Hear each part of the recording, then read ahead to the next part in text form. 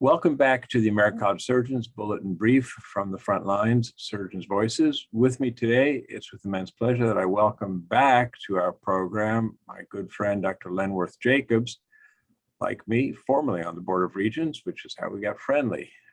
Dr. Jacobs is a professor of surgery at the University of Connecticut and a trauma surgeon at Hartford Hospital, and is widely acclaimed for his pivotal role in creating the Stop the Bleed program. Welcome, Dr. Jacobs. Well, thanks, Steve. It's wonderful to be back with you. Yep, it's a shame we don't get to see each other as often as we used to, but it's good to have this opportunity. And although we've spoken about Stop the Bleed in the past, not everybody may have seen that episode. So perhaps you could just give us a little thumbnail about the inception of the program, the impetus for it, and the time frame.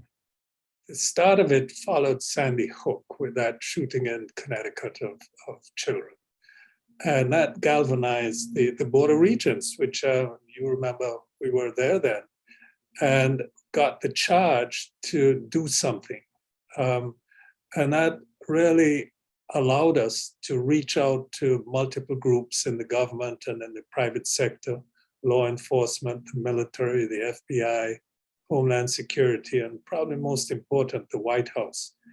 And they really rallied that this is a significant problem and it needs a significant nationwide solution.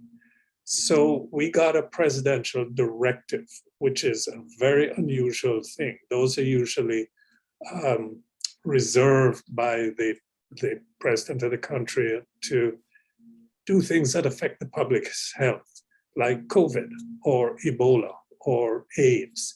So President Obama thought that this was significant enough that the public should be aware of it, trained, and empowered to act to stop bleeding.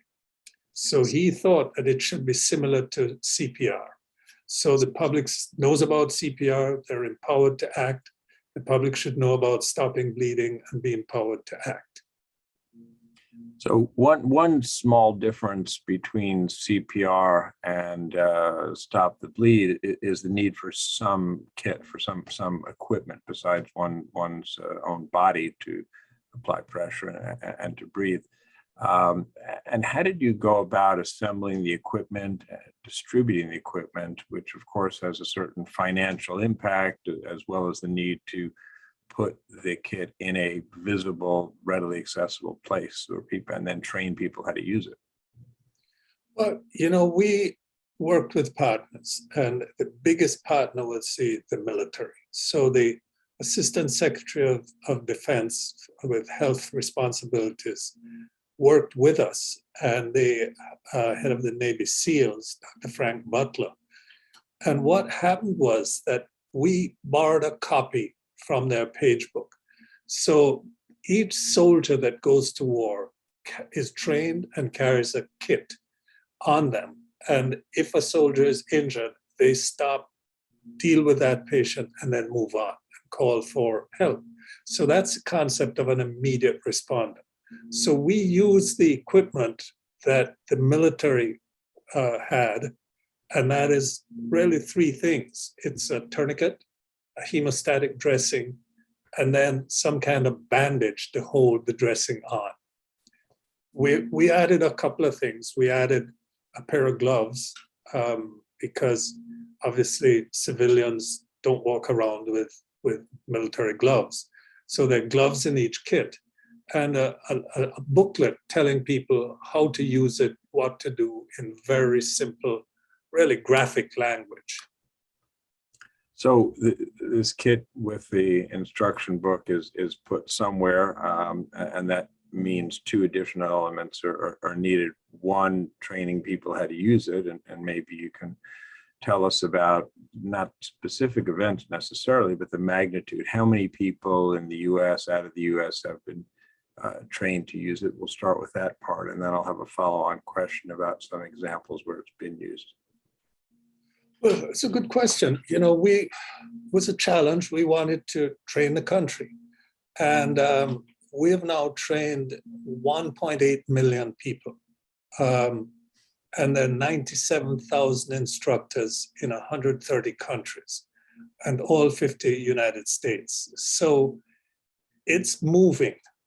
We also, in the beginning, pre-COVID, there was a class which you had to go to in person, and then you had a physical trainer teach you how to put on a tourniquet and pack a wound and so forth. We've added during the COVID time a virtual component which you can watch online.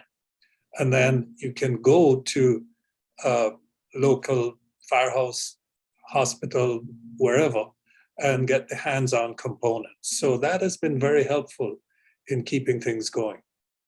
Given the impressive number of people who've been trained and who serve as instructors, I know there have been instances where the Stop the Bleed kit has come to the rescue. It'd be great if you could recount to us some instances when Stop the Bleed has done its job.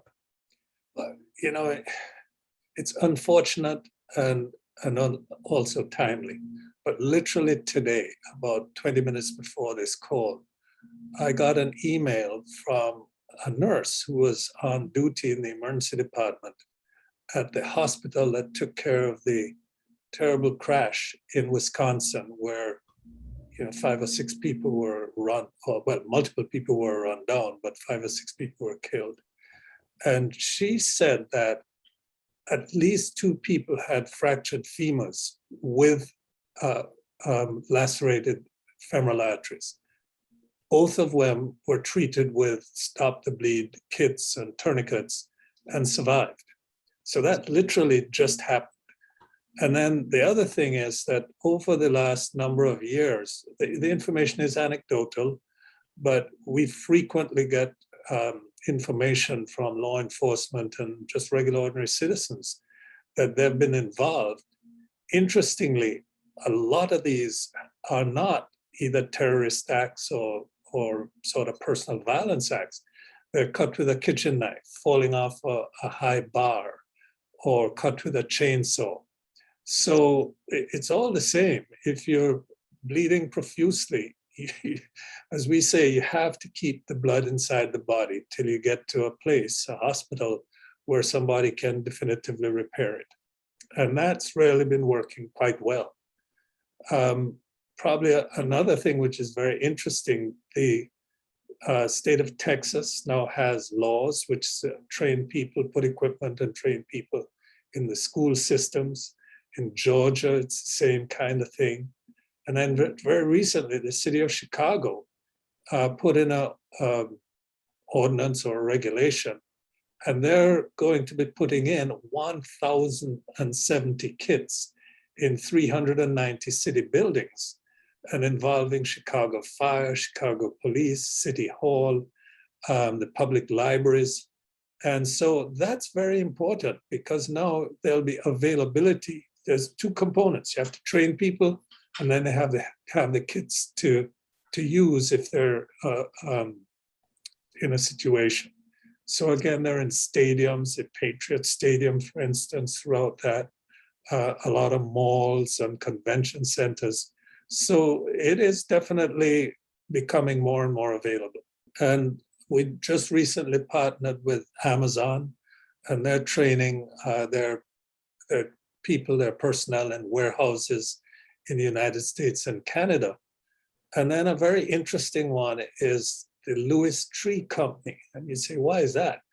Well, certainly in the Northeast and in other areas in the country, we have above ground electric wires. And these trees fall on the wires, and they lose power to all kinds of people. So these tree companies basically do a lot of tree trimming around electrical wires. The problem is that they're up in a bucket, they're using a chainsaw, and they're a long way from help.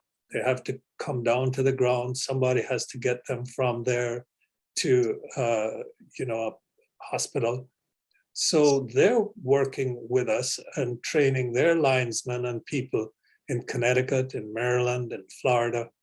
And that is also very, very helpful, because it's bringing care directly to the scene and empowering people who are not really medical people to stop bleeding. Very impressive. what are your next steps for the program? What do you view as the growth of the program over the next several years? Well, we are continuing to work with the federal authorities to carry the word, if you will. And specifically, our next step is to try to get this into every motor car. Because if you had a Stop the Bleed kit in every single car, it would be ubiquitous. So somebody says, where am I getting a kit? Look in your glove compartment.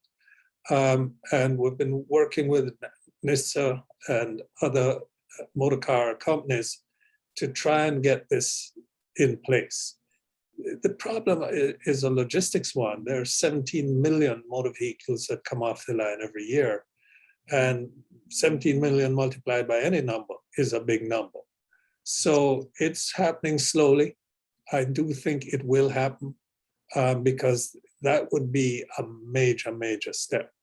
And a companion to that is to have about an 8 to 10 second video, which would come up on the screen in a car, which is usually used for reversing and stuff like that.